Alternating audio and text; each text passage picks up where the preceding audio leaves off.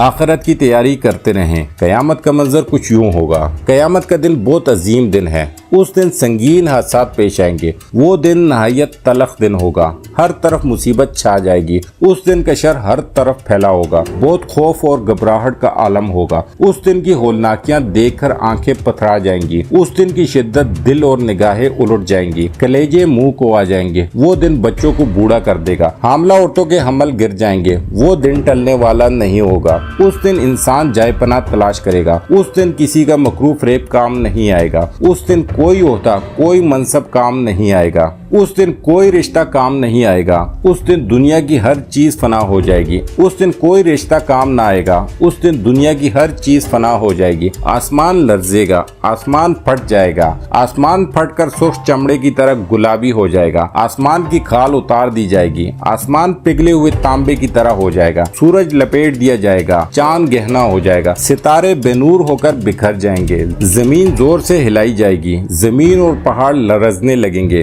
زمین اور پہاڑوں کو ایک ہی چوٹ سے ریزہ ریزہ کر دیا جائے گا۔ زمین اپنے اندر کا سب کچھ باہر نکال کر پھینک دے گی۔ زمین کسی اور زمین سے تبدیل کر دی جائے گی۔ زمین پھیلا کر برابر کر دی جائے گی۔ پہاڑ ڈھنکی ہوئی رنگین اون کی طرح ہو جائیں گی۔ پہاڑ غبارے بنا دیے جائیں گے۔ سمندر بڑک اٹھیں گے، سمندر پھاڑ دیے جائیں گے۔ اس دن سور پھونکا جائے گا۔ سور کی آواز ایک ہولناک چیخ کی طرح ہوگی۔ اس کی آواز سے زمین و آسمان میں موجود تمام مخلوق گھبرا جائے گی۔ سور کی آواز کانوں کو بہرا کر دے گی۔ سور کی آواز کی شدت سے زمین اور آسمان کی ہر چیز بے ہوش ہو کر گر پڑے گی۔ جب پہلا سور پھونکا جائے گا تو ہر چیز ختم ہو جائے گی، بس اللہ کی ذات باقی رہے گی۔ دوسرا سور لوگوں کو جمع کرنے کے لیے پھونکا جائے گا۔ ایک ہی ڈانٹ سے سب کو اٹھایا جائے گا۔ سب لوگ قبروں سے کھٹ کھڑے ہوں گے۔ اس دن اولین و آخرین کو اکٹھا کیا جائے گا، کوئی ایک باقی نہ چھوڑا جائے گا۔ جانوروں کو بھی اکٹھا کیا جائے گا۔ لوگ فوج در فوج جمع ہوں گے۔ لوگوں پر شدید گھبراہٹ طاری ہوگی۔ مجرموں کی آنکھیں دہشت سے نیلی ہو رہی ہوں گی۔ دعا ہے رب کائنات ہمیں دنیا کی رسوائی